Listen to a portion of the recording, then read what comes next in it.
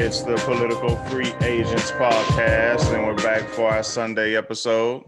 What's going on, Mike? What's going on, brother? It's another beautiful Sunday here in Texas. Yeah, man, and I just want to welcome you back to the show, man. You've been MIA. Just for the people who don't know, Mike was out while he was at the DNC convention. Yep. I didn't miss much, but yeah.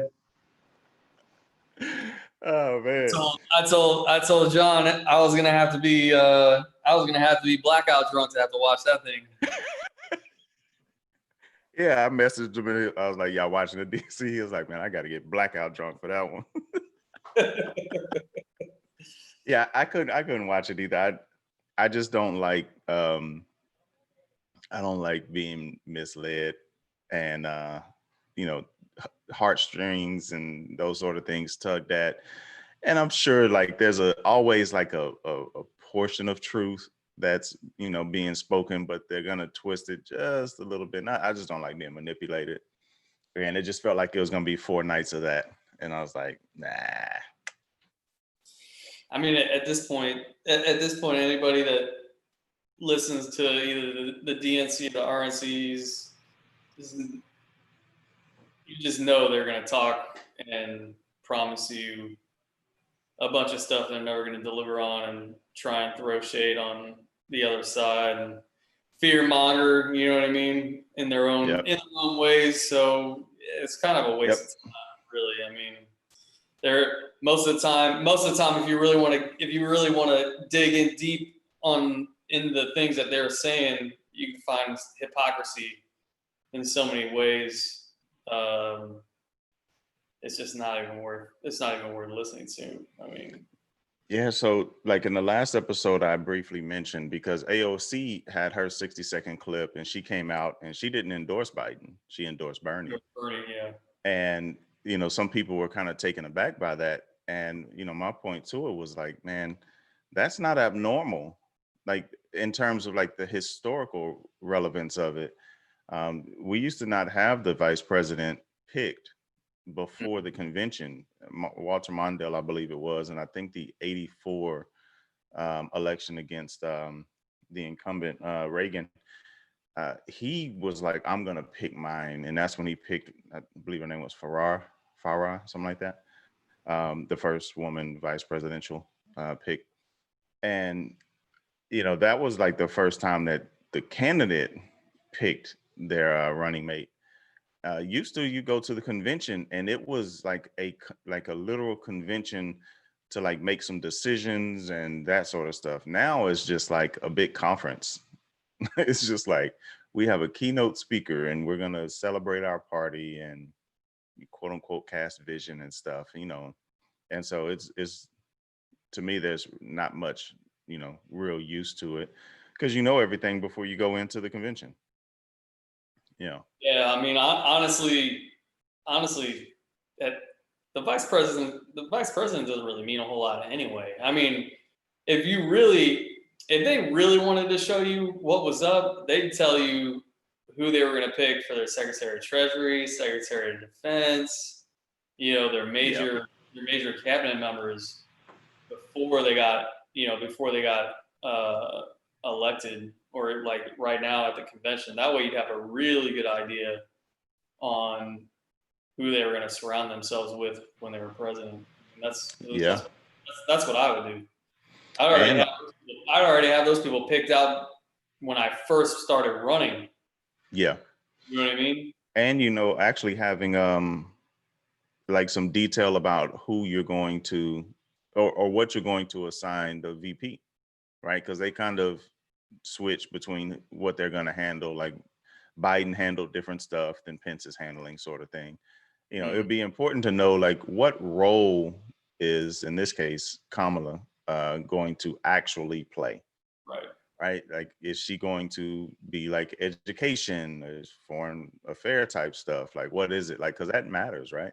Like if Biden comes out and says Kamala is now over like handling China, it's a different ball of wax. Like that changes the entire scope of whether or not you feel like she is capable of doing that job.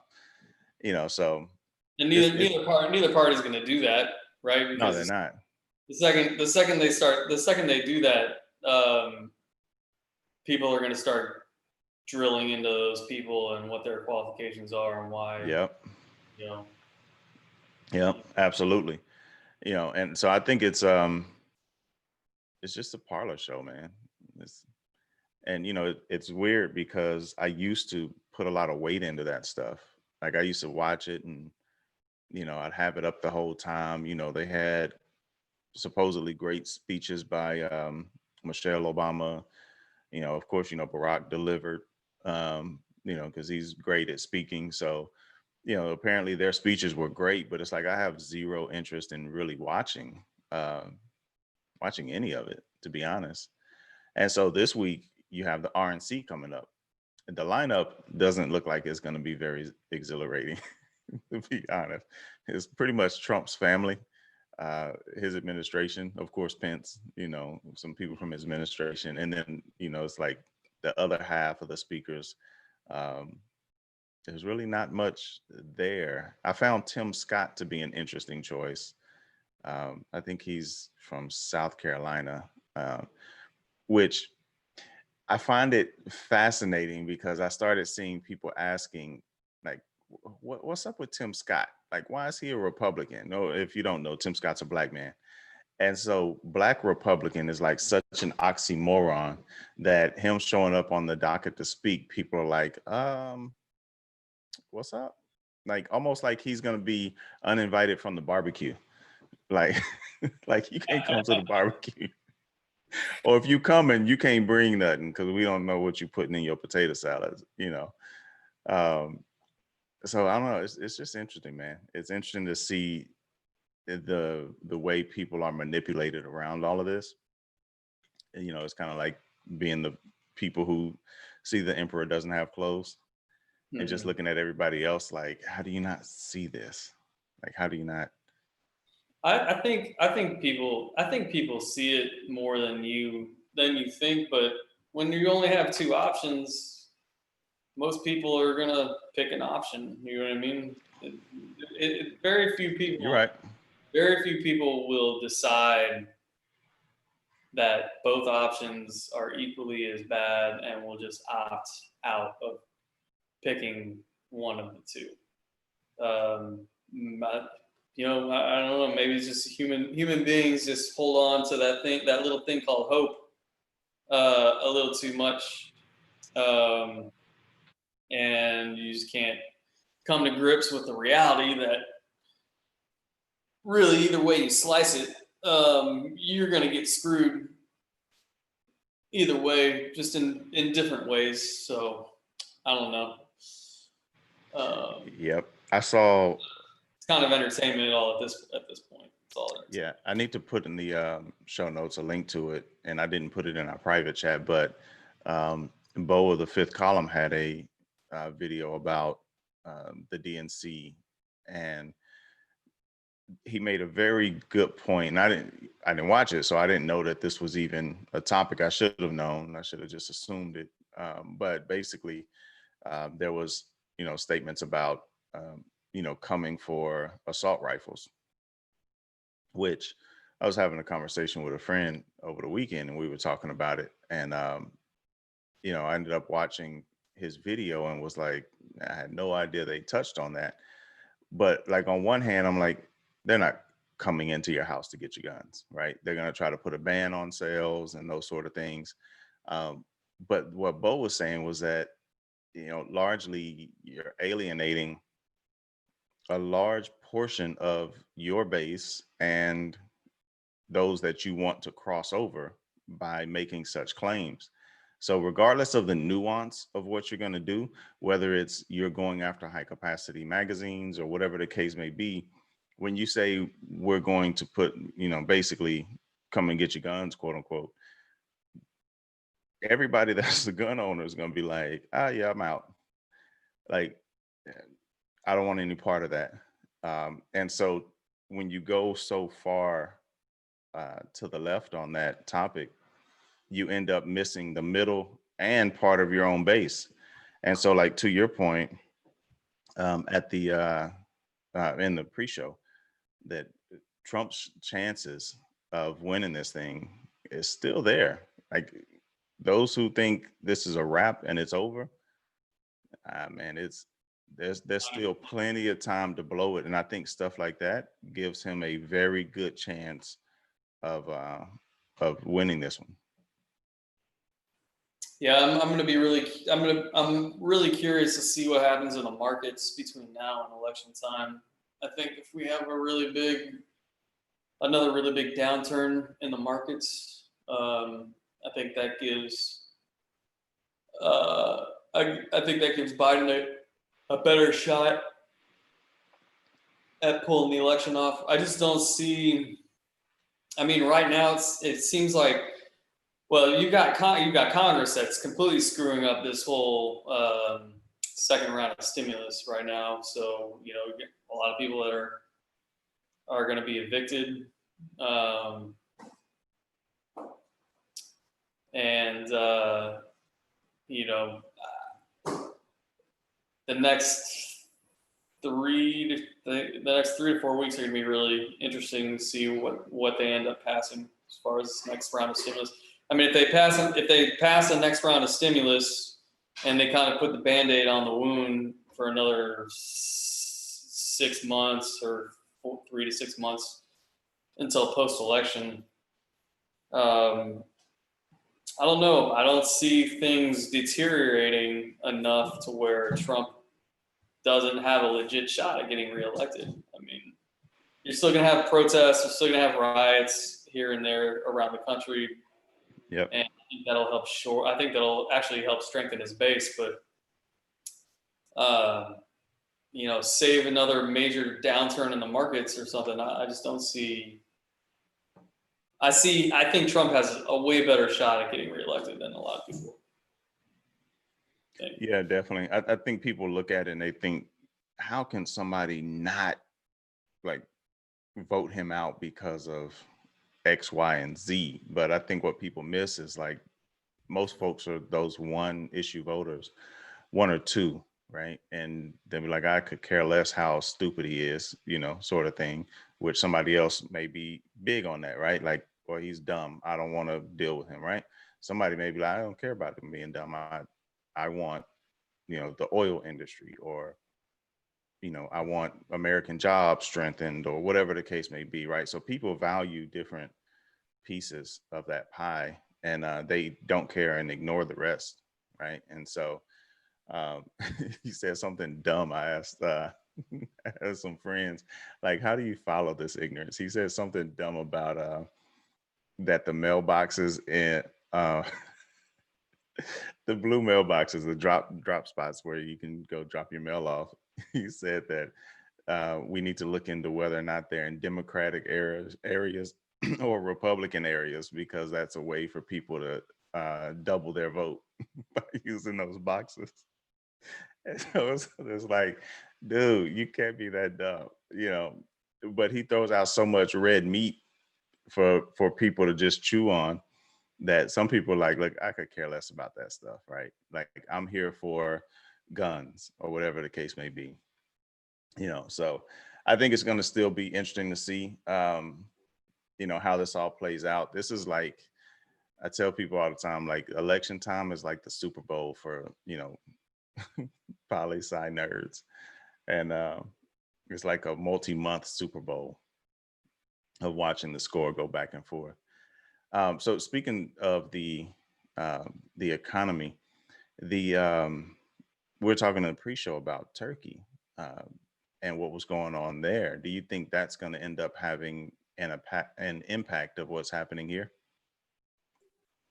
I don't think it'll have an impact here. I mean, so basically, Turkey's going through it's some bank runs right now. There's a lot of people in Turkey that are basically selling everything that they can and buying gold because the lira is losing value at a rapid rate. I think it lost 50% of its value in the last few weeks. So I don't see how that's going to spill over to the U.S., but it's just another domino that's falling when it comes to the global financial situation for these countries. So I don't see anything happening until post election when it comes to Turkey and the U.S. And to be honest with you, the media isn't going to cover that at all here, so it's not going to be on anybody's radar here enough for it to mean True. anything. So everybody's so enamored with the election right at this point. You're not hearing anything when it comes to foreign policy right now. So, um, but it's Right. definitely something to keep track of, right? So, Yeah, definitely. I saw, speaking of foreign policy, um, one of Putin's quote unquote detractors ended up being poisoned, so they say. somebody Uh, that he was somebody that was yeah, one of his critics. yeah, okay.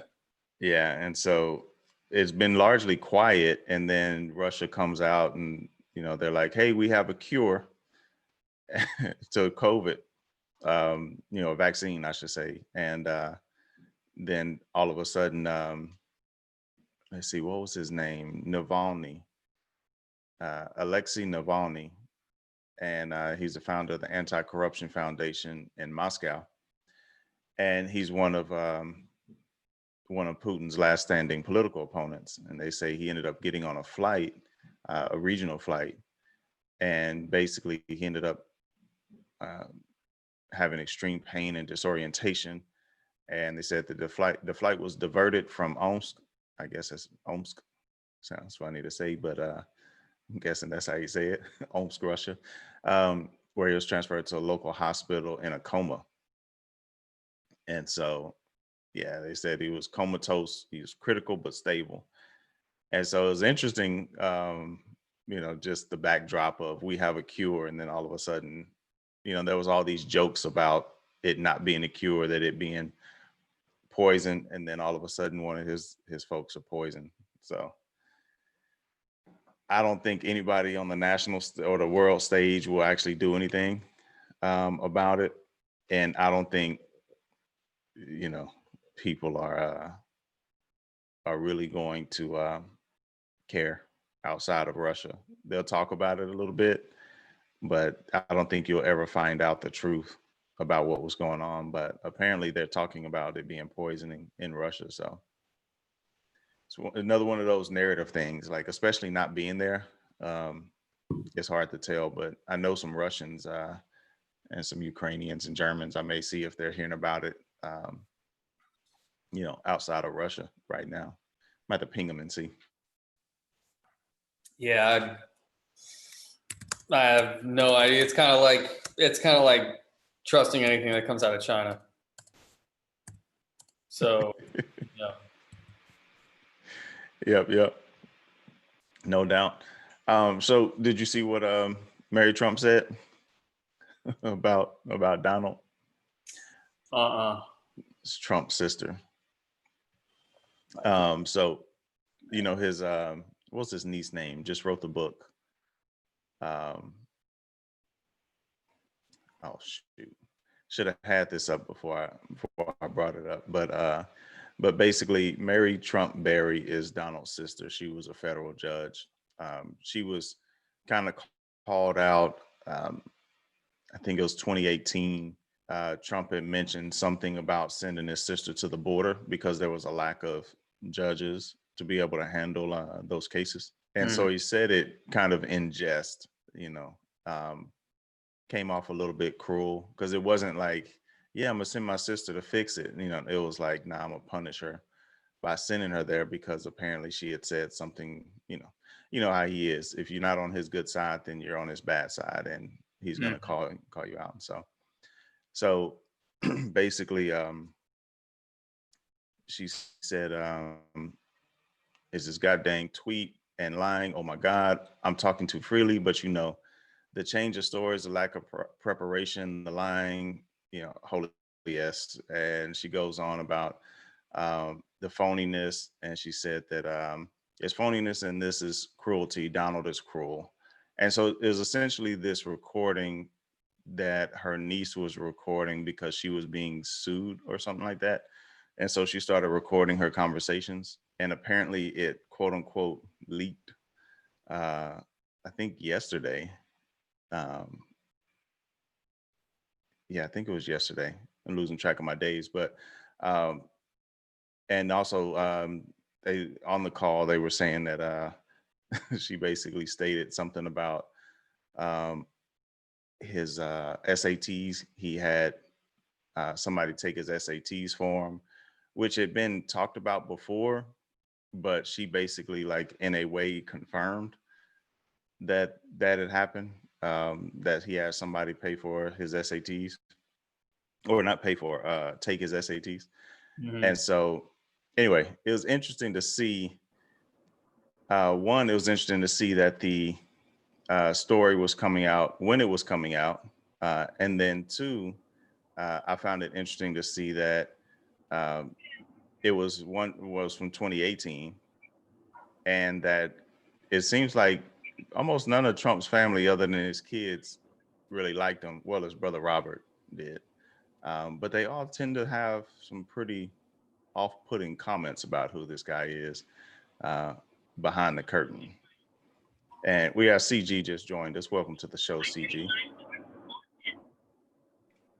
a whirlwind of emotions this week, man. Capped it off with a lot of good things, man. I'm sorry I'm a little bit late leaving San Antonio right now, but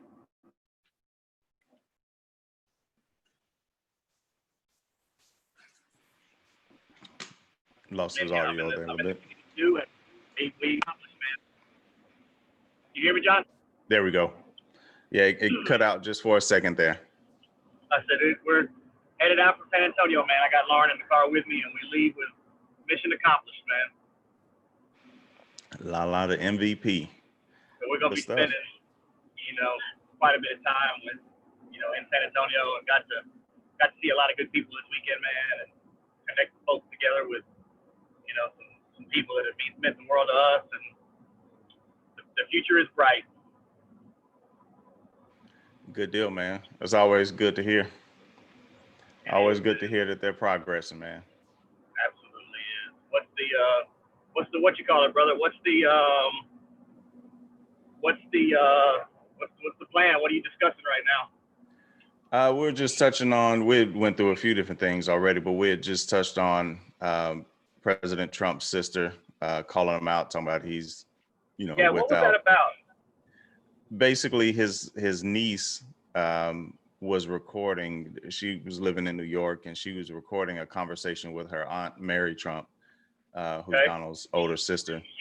And she basically stated that, he's lying, he can't be trusted, he's cruel, so on and so forth. And she stated in the audio, she was like, I'm speaking too freely, because they know, like, you can't speak too freely because that kind of stuff gets leaked out and For sure. stuff like that.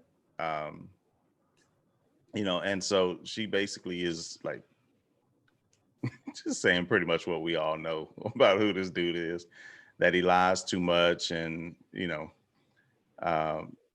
that he's well, from her statement, that he's just generally a cruel person, and without I think she said without morals. Family. Man, I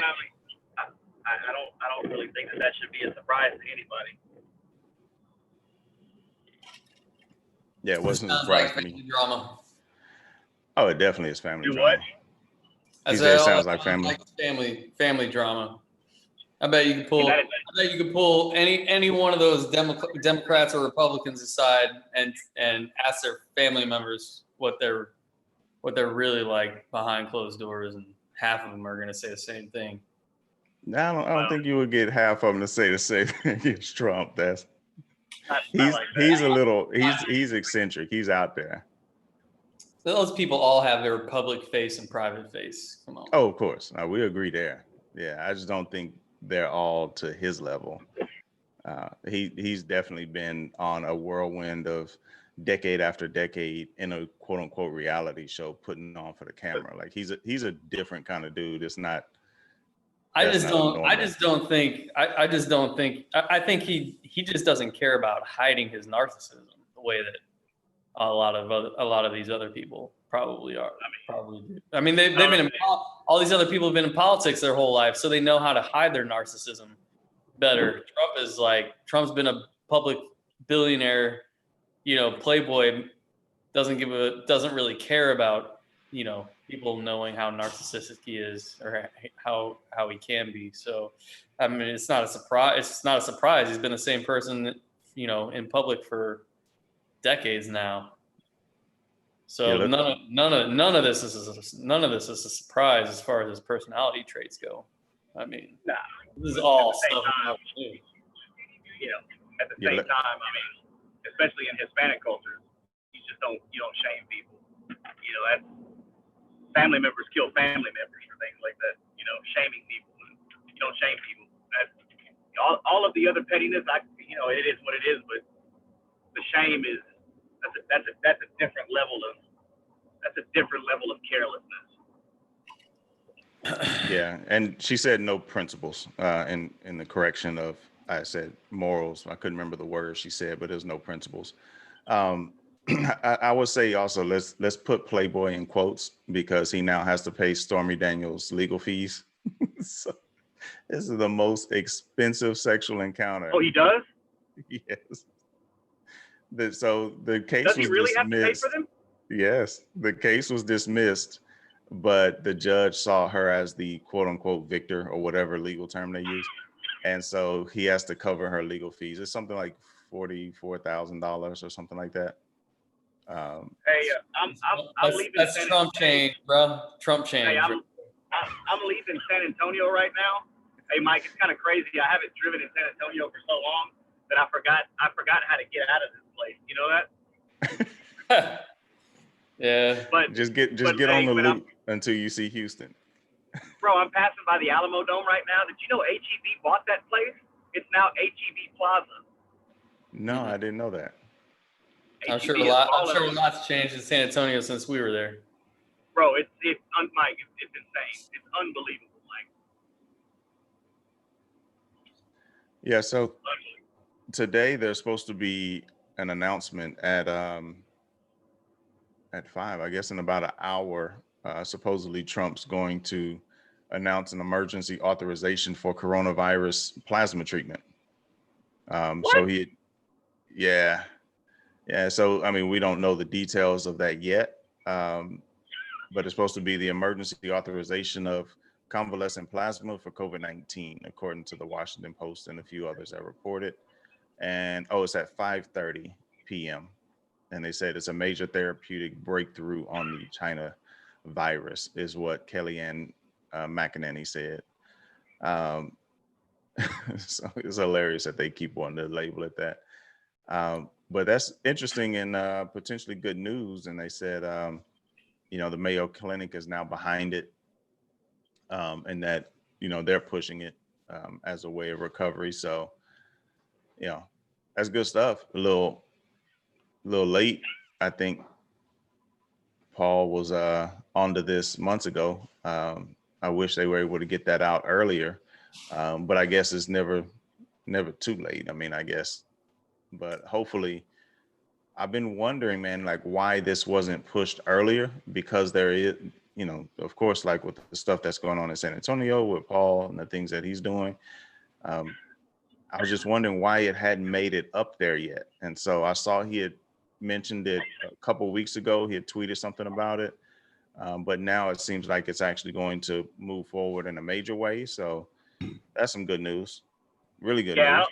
I think the issue is that they never had a true peer review study for it. And I mean, obviously, I think the coronavirus, is, I guess you can consider it a new strain or whatever. So I'm assuming that the reason that it never, took hold as far as an approval was because they never truly peer reviewed it. Nothing moves fast when it comes to government anyway, so. That's the truth. This is true. I'll be interested to see what they say, but something tells me this whole coronavirus thing will be over a lot sooner than we think. Yeah, and it was interesting It will be because done. there was like a while back the FDA, the head basically stated he was going to resign if they approved a vaccine before it was proven safe. So basically, like if the White House came out and was like, yeah, hydroxychloroquine or whatever is the approved one, he said he was going to resign. But according to this CNBC article, it says that they actually, in an interview, they said that there was a trial that was going to be based on 70,000 patients. It wasn't a rigorously done trial. It was an open lab study where everyone got treated. So it's hard to draw conclusions, but they said they believe plasma is probably beneficial. Said it's probably weakly beneficial, weak as in not strong, in the setting of this treatment. But I think some people want to see more rigorous data to ground that decision. And I think that's part of what is going on here with respect to, he said that tweet. I don't know which tweet he's talking about. You guys should check out, I don't know if you guys saw the Valuetainment interview that Patrick Bet-David did with Kennedy Jr. and Alan Dershowitz in regards to vaccine. Oh, you said that a while back, right? Yeah, that was an awesome interview. I highly recommend everybody go and watch that. I think you said that about a month ago, and I started watching some of it. It was pretty good. Yeah, it was really good. Yep. I had to check it out. He talks about that. Everything from how they do these trials, who they actually use as their the people that they actually test these vaccines are, these possible vaccines on, compared to who they're actually going to give the vaccines to. Just all the ins and outs of the whole vaccine process. So I don't know. I'm going to be very skeptical of the vaccine whenever it comes out. If it comes out anytime soon. So yeah, you saw what Russia was doing, right, Mike? Yeah, we talked about that. Well, we talked about Putin's guy getting killed, his opposer being killed. He didn't die, did he? He was in a coma. They're gonna try whatever they can to bring back confidence in the markets. I mean, it's what it all boils down to, is in order to get people to feel confident and comfortable with sending your kids back to school, going out and shopping, and getting the economy back to quote unquote normal. They have to be able to sell people enough on being confident that they're not going to risk getting sick or dying if they go about their normal business. I just don't see anything that they're going to be able to do, even if they come out with some sort of vaccine here soon, bringing that confidence back to where it needs to be. So we'll see. Yeah, I don't think so either, because there's multiple stories that have been coming out about we haven't even really fully kicked off this college year, and multiple pockets have been found at colleges of COVID outbreaks, including, one college quarterback who has a heart condition now from COVID.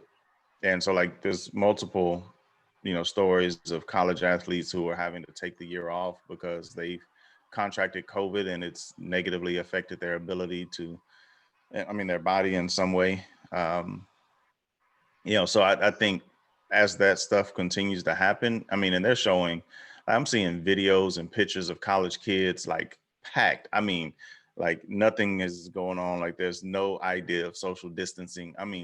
Packed in bars and, restaurants and stuff like that. And so it's very possible that this thing could end up getting way worse with these colleges opening up. And some of the colleges have, rightfully pulled back and said, nope, we're going to online. Those, I think it was UNC maybe, who said, okay, yeah, now this is a problem. And they switched to going to online instead. And so which I think there may still be kids on campus, but they're not having them come to class, sort of thing. Just do it over whatever, Zoom or something like that. I don't know about you guys, but there was you at 21 years old, you wouldn't have been able to get me to social distance. I don't care what was going on. I mean, at 21 years old, people are they just don't care like that. You know, you think you're invisible. You know, it's with your friends. Bro, you're in the They're just you know, you can try. you're in the prime. You're in the prime of your young life. Like there's, you can just turn off those emotions and experiences. You know what I mean? Yep. So I actually was here, you know, in San Antonio this weekend. I saw a few college kids that I know, and I mean, it's the same thing, man. They were having their little parties go on this weekend, and they were going to places, and you're not going to turn that off, man. But you know, at the same time too, like, you know, from the softball standpoint, you know, Lauren and I, man, Jules, Colton, we've been around hundreds of people, not in an inside setting, but in an outside setting. You know, we've been around folks, you know, still competing, still playing, and no one that we know inside of those communities has gotten sick at all. So, you know, it just kind of speaks to, you know, I wonder how it affects, you know, people in different settings and things like that, because I mean, none of Lauren's teammates, you know, got sick from being at a game or inside of the dugout. None of the parents got sick for being at a game or inside of the dugout. And, you know, you socialize with each other. We stayed in hotels. We went out to eat in restaurants. I mean, there's a lot to be said for those type of things too, man. And, you know, it really does come down to personal responsibility as well. Yeah, there was I don't know specifically where it came from, but you know, back home they started practicing, and my nephew ended up catching COVID, and so he's fine, but he definitely caught it, you know, and you know the only real thing that he did was start going to practice, and then he ended up catching it. I think he was ill for a few days, but he's doing okay now. But you know, it's definitely going to be up and down and back and forth. And you're right, Mike. Like at 21, like especially when you start hearing a bunch of people in the news say that the youth can't catch it, which is a lie, but it's a very low possibility of death if you catch it at that age. And so they hear that and they think I'm invincible. Like, you know, I'm already healthy and strong. Like it's not going to impact me. And sure, they're just going to go out and they're just going to live life. They're literally on Instagram, they're advertising COVID parties. Well, college, I mean, college COVID parties. when you're telling a bunch of kids that, you know, on a percentage basis, if you catch something that's basically synonymous to the flu, you know, when it comes to how sick you're going to get, most of them are just going to be like, well, okay, I've had the flu before. I mean, it sucks, but it's not going to kill me. You know, like I said, all you have to do is be part of the 99.9% percentile. And, you know, most people are going to take those odds, especially 21-year-olds. So what's really going to be interesting is flu season coming up. I mean, yeah, that's real interesting. Yeah, it's that along with what we were talking about, Mike, with the hurricanes coming to Texas, Louisiana area. We have two hurricanes that are on their way. And if we're going to end up getting hit by two hurricanes during a pandemic with, you know, the unemployment and things of the way that, you know, that they are in the economy, that could end up being, you know, a pretty big setback. Like, can you imagine going through Harvey uh, during a pandemic and with all the record unemployment? Like, if it hits this area, like anywhere like that, or even if it's close to that for Louisiana, who seems like they're going to get hit probably worse than we are, because they're both hitting Louisiana, and East Texas is kind of getting looks like a decent portion of it, of Marco at least. Marco is one of the names of the hurricanes. Laura's the other one. I don't know. I mean, how do you think that impacts, not even thinking like election wise, but just like how people are able to cope through this sort of stuff? Because that level of disaster can be a problem whenever you have a job. To hit it without a job, hey man, it's a whole nother ball of wax. let me tell you something. Let me tell you something. And this actually happened to me this week. And Mike, you might know what I'm talking about because I'm pretty sure that you probably either experienced this directly with somebody else or you've heard about it from somebody else. But when those hurricanes, when the news kind of started breaking that those hurricanes were going to hit, someone that I know, like when COVID happened, their wife started, she works in the school system. Their wife started to kind of go down a rabbit hole of information. And I think what it was all the Q stuff, right? I think they went down the Q rabbit hole. The hurricane stuff hit this week, sparking up being back in school again. And she's started having these anxiety and these panic attacks here recently that she's never really had before. And she actually had to go to the hospital and be admitted in because she started panicking to the point to where she wasn't speaking in tongues, but nothing that she was saying that came out was coherent. You know, she was completely incoherent, completely paranoid. And I know we had talked about the mental health aspect of this. That's still a very real thing that you know, to some extent still really isn't being talked about. But information is a scary thing, man. And when you start digging into it and you start extrapolating it and you start going down those rabbit holes, like you don't sleep, you know, you start thinking about it 24 hours a day. People that are out of work, that are out of jobs, that are living in these areas.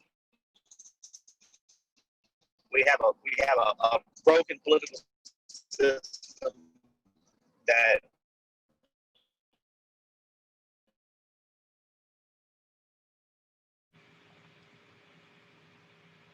He must be going through that dead spot instantiate outside San of the Antonio. package to help people days ago. So they You went cut on out for for a everything second. is negative. You cut out for a second there, CG, right after a broken political system. And so, you know, they're seeing all of this stuff on the news and realizing, you know, don't get T-Mobile, by the way, which T-Mobile, if you want to sue me for saying that, y'all service on I-10 sucks. But, you know, they're seeing all of this negative information and news and things like that. I have to think, man, that is going to have realistic negative mental impacts on people, man, because it's a scary thing. Yeah, I think so too. And that's what I'm largely getting at is like, how do people handle it? Like how this could be a pretty big deal if we get hit by two, you know. Well, I guarantee you, if Trump wants to shore up some votes from the South, all he's got to do is come in with some relief money.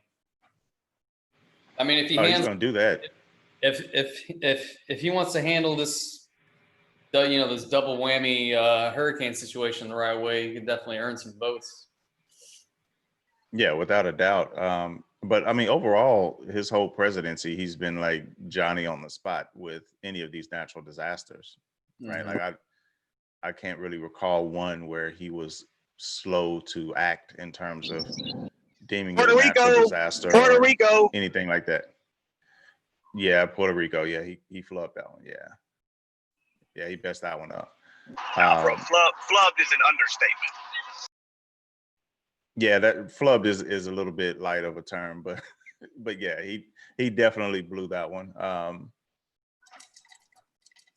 think that may largely be the only one. And the crazy thing is mostly his base is probably fine with it because they don't see, or they probably didn't know that they were a part of the American system, just not a state. But yeah, I think he'll definitely like he'll come out Johnny on the spot and be like, we're here for you, Texas and Louisiana, you know, sort of thing. So it's going to be interesting. So I couldn't help but get a very good kick out of Steve Bannon getting arrested over the wall. The wall funding. Did you guys catch that story? I know you did, Chris. Did you catch that one, Mike? No. Dude. So Yeah. come to find out, Mike, what it was is, that they had one of those guys, I think was a Navy SEAL that's disabled, but he may have been a reconnaissance Marine, I can't remember, but he was some type of spec ops guy. And they had this initiative going on the border to where essentially they were privately raising money to the tune of tens of millions of dollars to be able to privately build a wall while Trump was trying to get money directly from Congress. And what ended up happening was they took that money and almost immediately began spending it on other things like, yachts, vacations, that type of stuff. And it's all verified. Like, this isn't a political hit job. It's not made up. They have the text messages. They have the text message. They have receipts. They have all that stuff. So you have to think these folks were sending millions of dollars into anything that had a Trump branding on it, bro. And every single one of them got scammed. Well, This is hilarious. So that's it's kind of funny. it's funny to me because it's now, Which is what we should have done, by the way. We should have stolen some of that money ourselves. hell no. I'm not trying to go to jail for something like that. You're crazy. just up to pay us in gold. Bro, you wouldn't do 2 years for about $25 million? Nope. They're gonna come get it. Sign me up, bro. No. That money would be gone. Sign me up. Negative. Yeah, so they and that is the number. They raised more than $25 million to build the wall. And so it was Brian Kofach who was the one who owned the boat. No, not the boat Bannon was arrested on. Let me clarify. But Kofach had bought a boat, and he was part of the what was it called, the Trump boat parade or something that they did in Florida, something like that.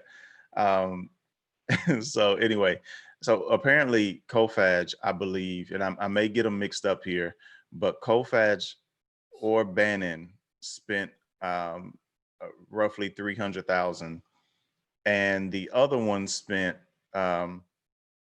Okay, I just found it. Kofach spent roughly $350,000. Bannon spent up to $1 million. And so the problem with it is that they stated on the website that 100% of the donations will be given to the government for the construction of the wall, which is just not how it works. Like that's not how any of this works. And They should have had some fine print in there that said something like, "We're going to use this on whatever it is." Right. Like, you can't even be a good Scooby-Doo, villain. Like, I'd at least had a lawyer. I'd at least had a lawyer drum up some fine, fine something. print somewhere. Something like, the majority, I would say like the majority of it would be spent on the wall, and we'll be dealing with like managing the nonprofit for the rest of, I don't know, something, salaries or whatever, right? But yeah, they said 100%. And I mean, that's, of course, and this is one thing that I didn't care for. I forgot where I saw it, but someone on the left, I think it may have been somebody on CNN or something, were talking about like this 7-year-old who was, who had donated, and they're like they're real victims here or something. And oh no, it was, I think, on the Rising. And I was just like, look, man, it doesn't matter the age. Like, I understand that that'll get your bleeding heartstrings sort of thing, but it's, yeah, sure. It's bad that those people got taken for a ride, but think about it like this, John. Anytime you donate to a political candidate and they promise you the world, you're getting taken for a ride anyway. So if you've ever made absolutely, you're getting taken for a ride either way if you donate your money to somebody who says they're going to fix a problem for you. When it comes to politics or any of these issues, it's just it's all comedy at this point, man. I mean, that's a pretty funny story. Sucks for the people that got ripped off, but that's a common story. People donating money for something like that and getting taken for a ride. That's not. Yeah.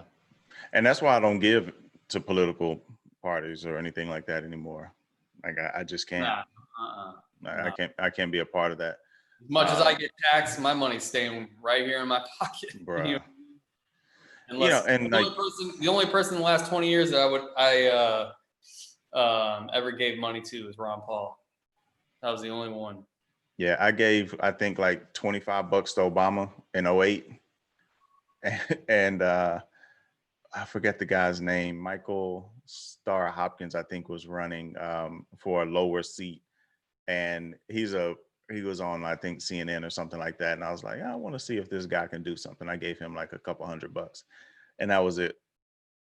Like, I just can't see myself giving my money for you guys to pay for an ad to go somewhere or put it in your own pockets. I can't do it, man. It just doesn't get me any kind of net benefit. So it's not for me. But yeah, so that the story was extra funny to me because I actually knew people who were given to these sort of funds and who were like actively posting and encouraging friends to donate to build this wall. And so when I saw this, like, it was, and I told them how dumb it was when they were doing it. So when I saw this, it was just like extra funny to me that it was even happening. And of course, Bannon's out saying it was a hit job. And of course, Trump is saying, I don't know Kofage. And, I don't know what those guys were doing, but, that's not something that they should do. And he said they built a portion of a wall and it wasn't great. It was leaning over and stuff like this. And, it just wasn't built well. We built a great wall, and they didn't, and this sort of thing. And so to see Trump throw them under the bus. Yeah. Some of it failed. Brother, Yep. when the government can just print $3 trillion out of nowhere whenever it wants, why would you ever donate your money to something like that? Exactly. If they really wanted to build this wall, they print the money they wanted to build it. That's what racism and fanaticism does to you. That's a prime example of it right there. It'll push you to do anything, But it's just funny to me, man. Like, people, if you are one of the ones that gave to build the wall, it is what it is, to quote Trump, it is what it is, man. But yeah, so we'll see what happens there. I mean, it's highly likely Trump loves him some Bannon. So it's highly likely that he gets a pardon. So that's probably why Bannon's not really tripping here. I mean, he got the end to get a pardon. The only thing he can hope is that Trump gets reelected. Otherwise, that pardon's out the window. He'll never get pardoned by Biden. All right. So, what was the last thing? Any last topics? There was something else I wanted to touch on, and I'm trying to remember what it was. The post office. That was it. Sorry, I was scrolling through my notes here. It's interesting to see the news about the post office coming out and the reaction to it. There's a lot of people who I guess don't necessarily fully understand how the post office operates, that it's, actually in the Constitution, and how it gets funded and the limitations that are put on it and those sort of things. So it's going to be interesting to keep an eye on. There's still more to come out there. DeJoy, who is the Postmaster General, is actually going in front of, I believe it's the House Oversight Committee tomorrow to address everything that's been going on with the slowdown and things of that sort. The main thing that I wanted to discuss about that largely is that just mainly correcting some of the disinformation that's been out in that people are saying that this had nothing to do with DeJoy and that sort of thing. And, it absolutely had everything to do with DeJoy. And of course, they're tying him to Trump because he's a Trump donor, a big Trump donor. He was appointed by the I forget what they call it, Board of Regents or something like that, or basically the board, the USPS board, and they were appointed by Trump. So of course it all bubbles up, sort of thing. But DeJoy joined in May, and then in July, even after the COVID, stuff happened, and there was a drop when COVID hit March or April in terms of the delivery numbers. In July, it just fell through the floor, a massive jump, the worst drop in the year. And DeJoy was directly involved in that. He was one telling people to shut off sorting machines. He was telling mail carriers to leave mail at the warehouses, and those sort of things caused a negative impact on the delivery of mail, along with taking up boxes. So the blue boxes that you see around where you could drop your mail in, they were taking them up in large numbers. And essentially what he was trying to do, which I don't fault any postmaster general because they're all going to come in and try to do something similar, is he was trying to reduce the cost to improve the financial outlook of the post office. I'll put that in quotes, but let's just say we take him for his word on that. So I don't necessarily fault him for trying to improve on it, but that's not really the issue. The issue is that they had to fund 35 to 75 years worth of pension.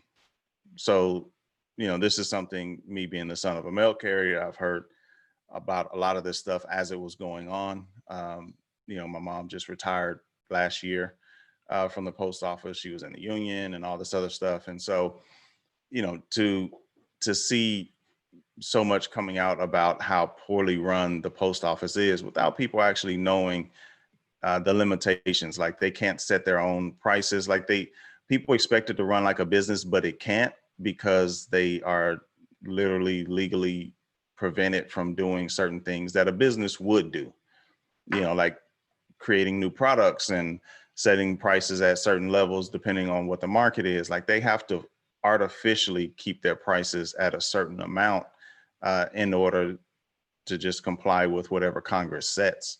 Along with that pension fund, they have to literally fund decades worth of future employees. And so, like, of course, they're running in the red. So when people are talking about running in the red and them losing so much money, and Congress, having to give them so much money, it's kind of the way the system was set up. That's what they did. So you can look back in 2006, there was I can't remember the name, but it was basically Congress had signed post office reform or something. I forget. Whatever the name of the bill was, I'll put it in the show notes. And that's where they basically said, post office, you now have to fund 35 to 75 years worth of pension funding. So that, along with quite a few other things, but I want to just point out, because somebody had pointed out on a post that it was George Bush and the Republicans who did it. That thing got a 240 to 10 vote, or 12, whatever it was. That's about as bipartisan as you can get. There's like 10 or 12 people who voted no. So as usual, stay politically free. Don't take the narratives that are coming at you. Look a little bit below the surface to see exactly what's going on down there. And you'll see that this is not something created by the Republicans or the Democrats. It's created by our government. Any closing thoughts, Mike? Well, I was going to say if there's one thing you can guarantee that will come out of this whole post office thing, is that no matter who wins and who loses in this election, whoever loses is going to use it as an excuse as to why they lost this whole. And I'm not saying it's going to be the only excuse, but they'll definitely use this as an excuse as to why they lost. You know what? You're right. I didn't think about the duality of that. But if Trump loses, he's going to say it's because the fraud of the mail-in voting. Correct. And if Biden loses, it's going to be that Trump stifled the mail-in voting. 100%. Yeah. Yep. Yeah, you're right. You're right. I actually didn't think about it on both sides. They've already got that plan. So whoever loses that's just gonna be part of their talking points. Yeah, because I figured it would be Trump's, because he's been railing against all this mail-in voting stuff, which is hilarious because he's supporting uh, absentee ballots, which is mail-in voting. So it's that's funny. But I hadn't thought about the other side, even though I have heard them railing against, that Trump is trying to sabotage the election sort of thing. And but he's dumb enough to come out and say he was blocking funding because it would help mail-in voting. I'm like, the dude is the worst Scooby villain, man. I'm sorry. He's just the worst Scooby villain. Like, he just comes out and tell people, instead of speculating and saying Trump is doing this, he's out like, yeah, I'm doing this. Can you imagine being on his team and just it's like, dude, please stop talking. Please and and he wakes up so early. And so he's up at 4 a.m. or 5 a.m. or whatever. Can you imagine waking up at 7 and seeing a barrage of tweets that you now have to defend for the day? Oh my God. Dude, it's crazy. It's crazy. But interesting stuff, man. I'm going to be interested to see how this week plays out in terms of the RNC. Just in terms of things I'm definitely going to be keeping an eye out on the things that are coming out around it. During the DNC, Trump was very, very vocal and basically trying to combat and take over the news cycle, essentially, right? Trying to take the shine away from the DNC. And so I'm interested to see how the DNC or pretty much the Democrats as a whole try to take away the shine from Trump. And so this whole political football thing of, basically garnering your attention is going to be interesting this week. But I think it's going to be interesting to also see if Trump showing up all 4 nights has a negative or a positive impact on the RNC, because that's not the way it normally runs. And I'm all for changing formulas, right? But it's going to be interesting if that's going to be too much Trump or if it's going to work out in his favor. So those are the stories that I'm going to be looking into this week, along with anything else that comes across the line there. So we lost CG there, but any closing thoughts, Mike? Anything you're looking out for this week?